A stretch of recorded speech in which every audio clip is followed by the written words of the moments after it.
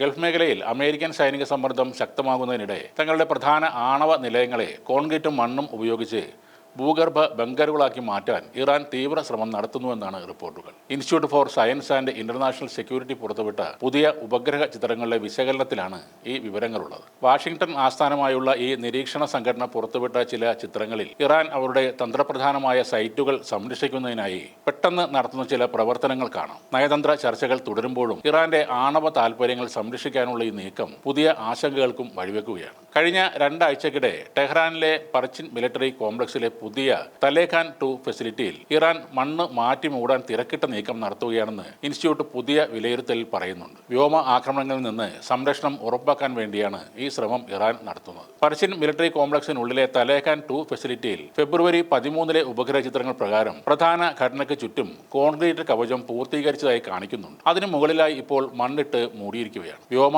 ആക്രമണങ്ങളിൽ നിന്ന് കാര്യമായ സംരക്ഷണം നൽകുന്ന തരത്തിൽ ഈ കേന്ദ്രം ഉടൻ തന്നെ തിരിച്ചറിയാൻ കഴിയാത്ത ഒരു ബങ്കറായി മാറുമെന്നാണ് ICIS പ്രസിഡന്റ് ഡേവിഡ് ആൽബ്രൈറ്റ് മുന്നറിയിപ്പ് നൽകിയിരിക്കുന്നത്. കോൺക്രീറ്റ് കവചം ഉറച്ച് സെറ്റ് ആയിക്കഴിഞ്ഞാലുടൻ ഈ പുതിയ ഫെസിലിറ്റിയുടെ പല ഭാഗങ്ങളിൽ നിന്നും ഇറാൻ മണ്ണ് നീക്കിയെന്നാണ് ചിത്രങ്ങൾ സൂചിപ്പിക്കുന്നത്. അടുത്തുള്ള കുന്നുകളിൽ അടിഞ്ഞുകൂടിയ മൺകൂനകൾ ഈ കേന്ദ്രത്തെ പൂർണ്ണമായും മറയ്ക്കാൻ ഉദ്ദേശിച്ചിട്ടുള്ളതാണ്. സുരക്ഷാ ഭിത്തികളാൽ ചുറ്റപ്പെട്ട ഈ സൈറ്റിനുള്ളിൽ കോൺക്രീറ്റ് പ്ലാന്റും പ്രവർത്തിക്കുന്നുണ്ട്. നതാൻസ് ആണവ നിലയത്തിൽ നിന്ന് ഏകദേശം 2 കിലോമീറ്റർ അകലെയുള്ള കോലാംഗാസില പർവ്വതത്തിന് താഴെയുള്ള തുരങ്ക കവാടങ്ങൾ ശക്തിപ്പെടുത്താനുള്ള ശ്രമങ്ങളും ഇറാൻ നടത്തുന്നുണ്ട്. പടിഞ്ഞാറൻ തുരങ്ക കവാടത്തിന് മുകളിൽ കോൺക്രീറ്റ് ഒഴിക്കുന്നുണ്ട്. കിഴക്കൻ ഭാഗത്ത് വ്യോമ ആക്രമണങ്ങളുടെ ആഘാതം കുറക്കാൻ വേണ്ടി കൂടുതൽ പാറകളും മണ്ണും നിരത്തി സംരക്ഷണം ഒരുക്കിയിട്ടുണ്ട്. പ്രവേശന കവാടങ്ങൾക്ക് സമീപം ചെറിയ അടച്ച വാഹനങ്ങളും കാണപ്പെടുന്നുണ്ട്. ഉൾഭാഗത്ത് നിർമ്മാണ പ്രവർത്തനങ്ങൾ നടക്കുന്നു എന്നതിന്റെ സൂചനയാണ് ഈ വാഹനങ്ങൾ. നേരത്തെ അമേരിക്ക ബോംബിട്ട യുറേനിയം സമ്പുഷ്ടീകരണ കേന്ദ്രമായ ഇസ്ഫഹാൻ സമുച്ചയത്തിൽ തുരങ്ക കവാടങ്ങൾ മറയ്ക്കാനുള്ള ശ്രമങ്ങൾ ഫെബ്രുവരി 8 ചിത്രങ്ങളിൽ കാണാം. എന്നാൽ ശക്തമായ ആക്രമണത്തെ അതിജീവിക്കാൻ ഇത് മതിയാകുമോ എന്ന സംശയവും ബാക്കിയാണ്.